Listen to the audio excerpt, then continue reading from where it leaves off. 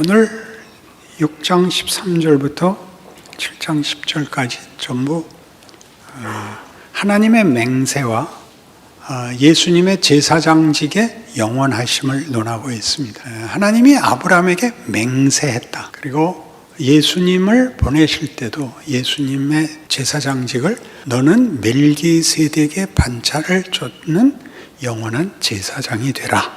이렇게 보내셨다. 오늘의 본문입니다. 앞에 뭐가 나왔었죠? 믿음의 초보를 지나서 더 나아가라. 믿음에 더 가는 길을 가라. 여기서 중단하지 마라. 출애굽 사건에서 그렇게 됐잖아요. 애굽을 나오고서는 가나안에 들어가는 것을 거부해서 광야에서 다 죽을 수밖에 없었는데 애굽에서 꺼낸 이유는 가나안에 들여보내기 위해서였다. 그리고 가나안에 들어가는 것 너희가 결정하고 너희가 책임져야 되는 너희의 영광이다.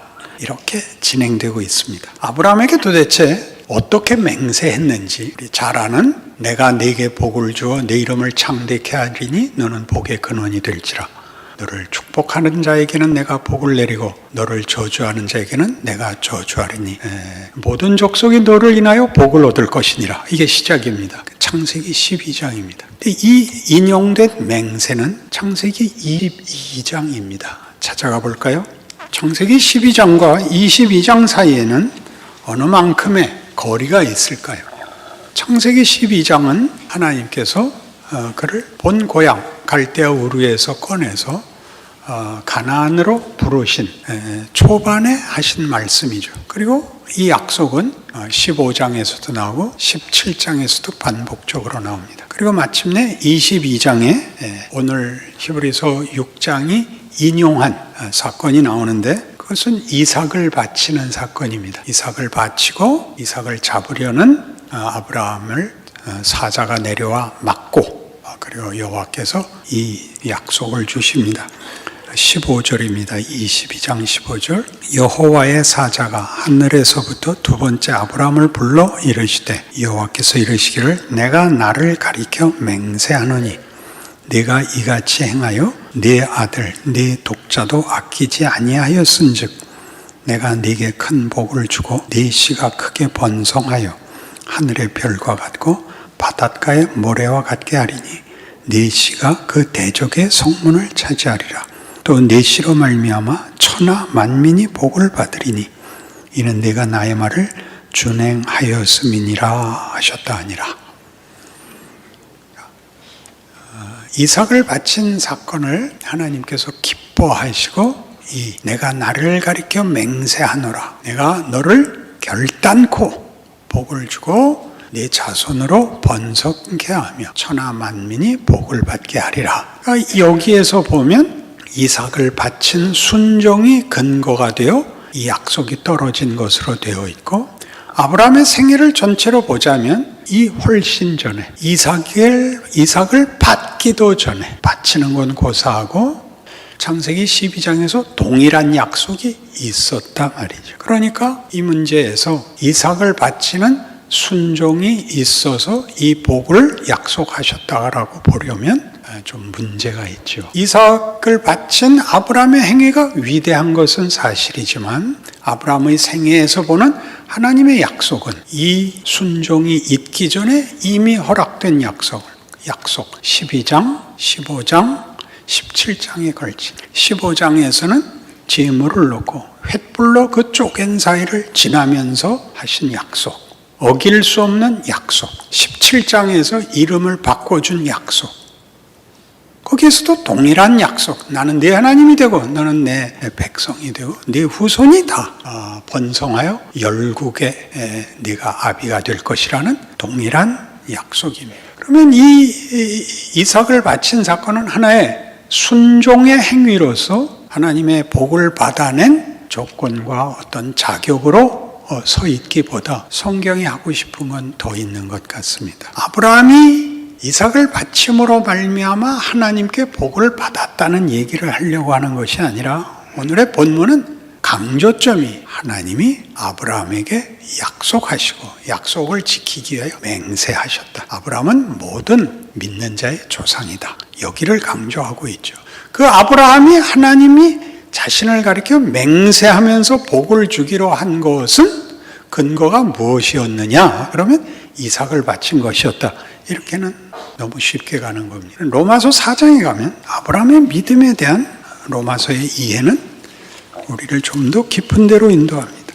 13절, 로마서 4장 13절. 아브라함이나 그 후손에게 세상의 상속자가 되리라고 하신 언약은 율법으로 말미암은 것이 아니요 오직 믿음의 의로 말미암은 것이니라. 만일 율법에 속한 자들이 상속자이면 믿음은 헛것이 되고 약속은 파기되었느니라. 율법은 진노를 이루게 하나니 율법이 없는 곳에는 범법도 없느니라. 그러므로 상속자가 되는 그것이 은혜에 속하기 위하여 믿음으로 되나니 이는 그 약속을 그 모든 후손에게 굳게 하려 하심이라. 율법에 속한 자에게 뿐만 아니라 아브라함의 믿음에 속한 자에게도 그러하니 아브라함은 우리 모든 사람의 조상이라. 하나님께서 아브라함에게 한 약속으로 아브라함과 그의 후손을 다 복주기로 하십니다. 그리고 그것은 율법을 기준하지 않고 믿음으로 하신답니다. 여기서 율법과 믿음의 차이는 뭘까요? 율법은 당연히 잘잘못의 조건입니다. 그럼 믿음은 뭘까요? 잘잘못의 조건은 아니라는 얘기죠? 대조되고 있으니까. 근데 율법의 잘잘못과 믿음이 잘잘못을 벗어난 것이라면 도대체 무슨 차이가 있을까요? 분명히 은혜에 속한 것이고 우리가 아는 인과응보는 벗어난 것일 것입니다. 인과응보라는 잣대를 벗어나서 잘잘못이라는 기준이 없어진 거라면 우리는 제멋대로밖에 남는 게 없는데 제멋대로라는 건 분명히 율법만도 못한 거죠. 잘잘못의 기준만도 못한 거죠. 제멋대로라는 건. 도대체 믿음은 율법과 무슨 대조를 이루고 있을까요? 율법도 하나님이 주신 것입니다. 믿음은 율법보다 더 좋은 방책으로 주신 것이죠. 율법은 잘못하지 않는 것입니다. 율법은 잘하게 하는 것은 없습니다. 율법은 잘못하지 못하게 하는 것입니다. 그럼 이제 대조가 나왔죠. 믿음은 잘하게 하는 것입니다. 우리는 이 잘하게 하는 것을 잘 모릅니다. 잘못하지 않는, 잘하는 것을 못 만드는 율법에서 잘하는 것을 만드는 것으로 아브라함을 붙잡은 것입니다. 아브라함이 잘했느냐 잘못했느냐를 잘못하지 않은 것으로 붙잡고 있는 것이 아니라 이제 잘하는 것으로 붙잡는 것입니다. 그게 어떻게 나타나죠? 아브라함을 불러서 하나님이 그의 생애를 함께 하시면서 뭘 주시느냐 하면 아브라함이 할 수 없는 걸 주십니다. 첫 번째 사건은 이삭을 낳는 것입니다. 이삭은 어떻게 얻었죠? 그는 나이가 들어서 더 이상 애를 낳을 수가 없을 때 받습니다. 성경에서는 없는 것을 있는 것 같이 부르신 것으로 되어 있습니다. 이것은 애를 잘 키우고 못 키우고가 아니라 만들 수 없는 것을 만든, 잘하는 것이 가장 중요한 그의 인생에서의 증거가 됐습니다. 이제 한 걸음 더 갑니다. 그 이삭을 바치랍니다. 이건 감당하기 어려웠을 것입니다. 근데 어떻게 감당했죠? 앞에하고 똑같은 조건 때문에 이 순종이 가능해집니다. 어떤 순종이요? 아브라함이 99세 때 하나님이 찾아오셔서 내년 이맘때 네가 아들을 안으리라. 아브라함과 사라가 어떻게 했다고요? 반응이 웃었지요. 웃었지요. 화는 왜 안 냈죠? 뭐 화를 내겠어요? 좋으신 약속인데. 근데 될 일은 없잖아요. 그래서 웃었죠. 그래서 하나님 뭐라 그랬어요? 너 웃었다? 아니에요. 너 웃었다. 너 내년에 애 낳거든. 이름을 웃음이라고 줘라. 그래서 이삭이 이제 됐죠. 정말 안았죠. 이번엔 이삭을 바치랍니다. 바칠 수 없죠. 바칠 수 없습니다. 하나님이 바치라는데 아브라함은 선택의 여지가 없습니다. 그때와 똑같습니다. 너 내년에 아들을 안을 것이다. 그때는 왜 뭐라 그러지 않았다고요? 어차피 본전이니까. 이젠 한 걸음 더 나가는 겁니다. 이삭을 바쳐라는데 아브라함은 선택의 여지가 없습니다. 여러분, 순종이라는 말이 성경이 하고 싶은 건 뭐냐면 우리 인생에 선택의 여지가 없는 고난이 있더라는 사실입니다. 잘못해서 벌을 받는 게 아니라 잘하려고 아무리 해도 고난이 떠나지 않더라는 것입니다. 아브라함이 그의 인생에 이걸 만납니다. 그는 갈 데가 없습니다. 하나님을 도망갈 수 없다는 걸 압니다. 다른 타협할 다른 제3의 선택이 없습니다. 잡을 수밖에 없습니다. 그래서 잡으러 갑니다. 그랬더니 하나님이 됐다. 너 순종했다. 그러는 게 아니라 잡을 수 있는, 잡으라는 아들을 됐다고 함으로써 부활을 봅니다. 이삭은 없을 때 가졌을 뿐만 아니라 죽음에서 다시 태어난 아들로 가지게 됩니다. 죽음도 통과한 자식을 갖게 됨으로써 아브라함은 그의 생에 중요한 두 가지 하나님의 약속의 증거를 갖게 되는데, 하나님은 없는 데서 있는 것을 만드시고 죽은 자를 살리신다는 증거를 받습니다. 그럼 잘 생각해 보세요. 이렇게 제가 해석을 하는 이유는 여러분이 죽은 자를 돌려받은 게 끝이 아니라는 얘기를 성경이 하고 싶은 걸 여기서 멈추게 돼서 그럽니다.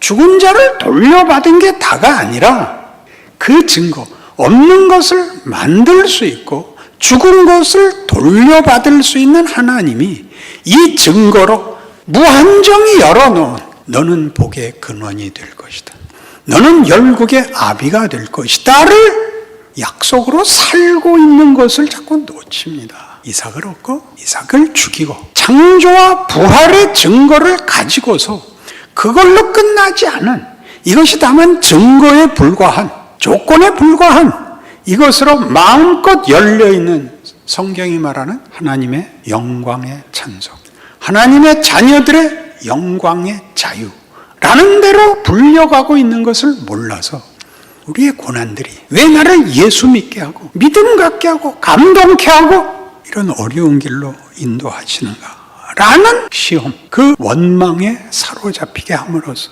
더 가는 길, 우리가 만족한 없었던 아이 하나 얻은 것, 죽었던 아이 돌려받는 것, 이거는 하나님이 하시고자 하는 일에 극히 적은 사건이라는, 더 큰 것을 하신다는 것을 놓치고 말죠. 그래서 이 로마서 4장 뒤를 계속 읽어보시겠습니까? 17절 기록된 바 내가 너를 많은 민족의 조상으로 세웠다 하심과 같으니 그가 믿은 바 하나님은 죽은 자를 살리시며 없는 것을 있는 것으로 부르시는 이시니라. 그러니까 여러분, 없는 게 있고 죽은 것도 실패도 돌려받는, 그것은 아주 간단한 아주 시초에 아주 시작에 불과한 것입니다.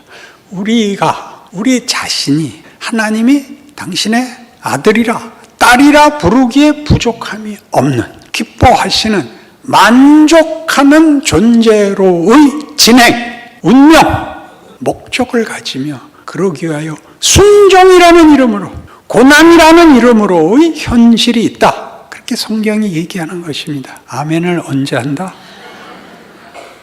히브리서 2장에 가면 히브리서 2장 14절 자녀들은 혈과 육에 속하였으며 그도 또한 같은 모양으로 혈과 육을 함께 지니침은 죽음을 통하여 죽음의 세력을 잡은 자 곧 마귀를 멸하시며 또 죽기를 무서워함으로 한평생 매여 종노릇하는 모든 자들을 놓아주려 하심이니 이는 확실히 천사들을 붙들어 주려 하심이 아니요 오직 아브라함의 자손들을 붙들어 주려 하심이니라. 그러므로 그가 범사에 형제들과 같이 되심이 마땅하도다. 이는 하나님의 일에 자비하고 신실한 대제사장이 되어 백성의 죄를 속량하려 하심이라. 그가 시험을 받아 고난을 당하였은즉 시험 받는 자들을 능히 도우실 수 있느니라. 하나님을 돕고 있는 거예요. 그런데 고난이라 말이죠. 이게 우리가 만족스럽지 않은 거죠.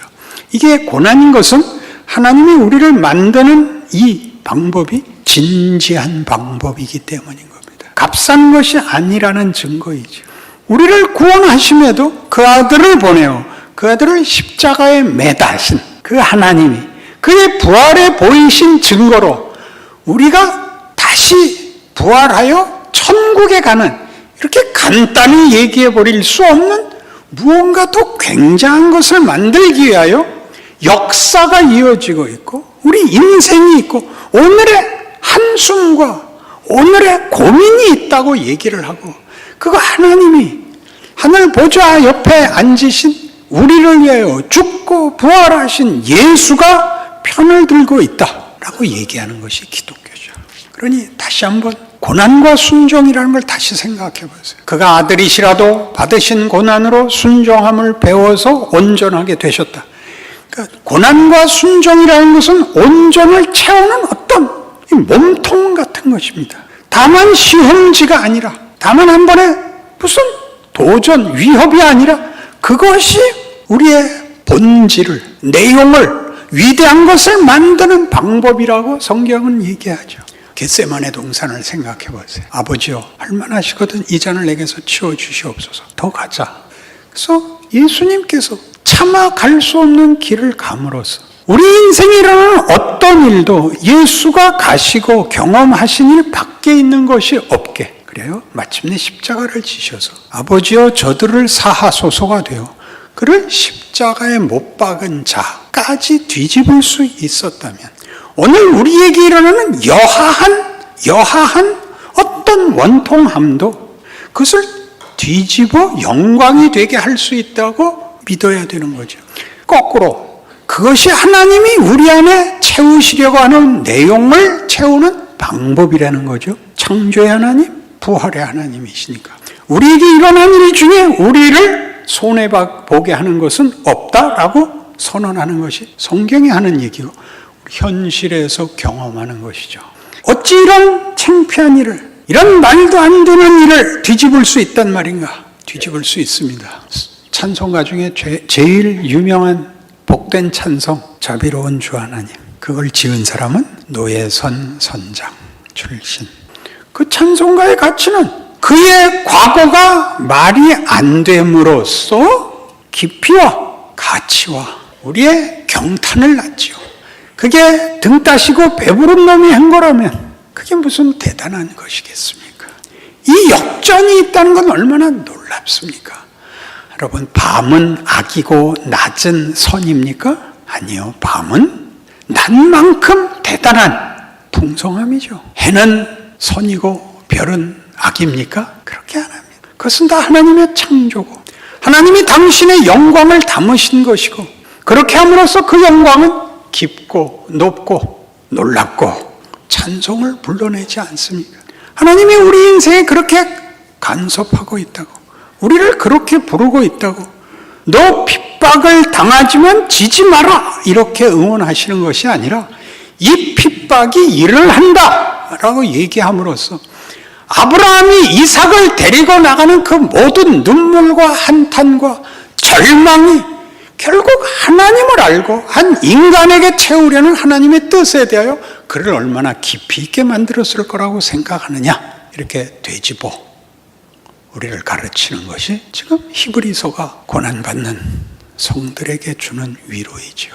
결과를 알기 때문에 순종을 하고 이렇게 하면 보상을 해준다는 것이 순종을 하는 것이 아니라 하나님이 율법에 맡기지 않고 잘잘못에 맡기지 않고 하나님의 뜻하시는 목적을 위하여 우리를 붙잡고 끌기 때문에 할 수 없이 가는 자리, 하나님이 이 자리, 예수님 보고 더 가자 그러는 하나님의 믿음, 하나님의 믿음, 우리를 믿는 것이 아니라 우리를 만들려는 하나님의 의지가, 그것이 냉정하고 기계적이고 심사위원의 마음을 가진 것이 아니라 우리를 위하여 이 깊은, 이 놀라운, 이 고통스러워 보이는 길을 고집하기에 성경은 믿음이라는 단어를 쓰는 것입니다. 조건으로도 자격으로도 쓰일 수 있습니다. 그러나 가장 놀랍게 하나님의 일하심의 기이함에다가 믿음이라는 단어를 쓰고 있는 것입니다. 그래서 우리는 이런 결론에 옵니다.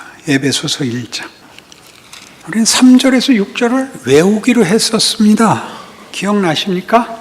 찬송하리로다 하나님 곧 우리 주 예수 그리스도의 아버지께서 그리스도 안에서 하늘에 속한 모든 신령한 복을 우리에게 주시되 곧 창세전에 그리스도 안에서 우리를 택하사 우리로 사랑 안에서 그 앞에 거룩하고 온전하게 하시려고 흠이 없게 하시려고 그 기쁘신 뜻대로 우리를 예정하사 예수 그리스도로 말미암아 그의 자녀들이 되게 하셨으니 이는 그의 사랑하시는 자 안에서 우리에게 거저 주시는 바 그의 은혜의 영광을 찬송하게 하려는 것이니라. 기억나시죠? 이렇게 한 번으로 끝나지 않아요. 이게 너무 중요해서 11절. 모든 일을 그의 뜻의 결정대로 일하시는 이의 계획을 따라 우리가 예정을 입어 그 안에서 기업이 되었으니 이는 우리가 그리스도 안에서 전부터 바라던 그의 영광의 찬송이 되게 하려 하심이라.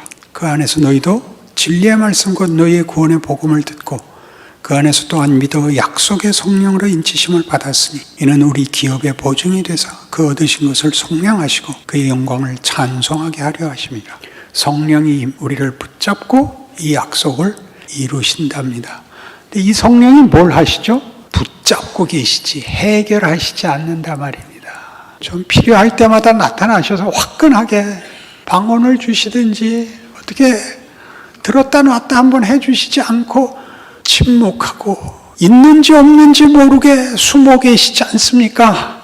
그리고 어디로 떠밀고 있는 거예요? 하나님 맙소서 아니에요. 왜 이런 고난을 제가 겪어야 됩니까? 성령이 그 길 가자 그러신다는 겁니다. 우리가 걷는 길의 신비는 예수께서 걸으신 길의 신비와 같이 원치 않으신 길을 아버지께서 고집하여 걷게 하신 순종, 고난 이런 단어들이 나오는 것은 잘잘못의 문제를 상회하는 길을 잘잘못이야 누가 모르겠습니까? 그런 선택의 문제가 아닌 길을 하나님이 우리에게 요구하셔서 우리 인생을 내가 예수도 믿고 소원도 있고 마음의 준비도 되어 있는데 이해할 수 없는 길을 걸어야 한다는데 우리 예수 믿는 사람들의 고통이 있습니다. 성경은 그게 정상적인 길이라고 가르칩니다. 아브라함의 생애가 하나님이 자랑하시고 맹세하신 생애가 된 것 같이 우리의 생애가 그리스도 안에서 우리의 감사와 감격과 경탄으로 마무리 지어질 것이라고 성경이 약속합니다. 모든 이들의 현실이 이 기적이 맹세하신 하나님의 인도하심이라는 것 기억하시는 위로와 힘과 자랑과 실천이 되시길 바랍니다. 기도하십시다. 하나님 아버지, 우리의 눈물과 한숨을 기억하옵소서. 주께서도 나의 하나님 어찌하여 나를 버리시나이까 그렇게 통곡하셨습니다. 그런 길이었지만 그것은 놀랍고 상상이 가지 않는 하나님이 우리에게 허락한 영광된 운명을 만드신 길입니다. 우리가 그 길 가고 있습니다. 정답을 가지는 것이 아니라 내가 가서 내가 돼야 하는 길입니다. 하나님이 일하시는 줄 아는 믿음과 인내와 순종이 있게 하여 주시옵소서. 예수님 이름으로 기도합니다. 아멘.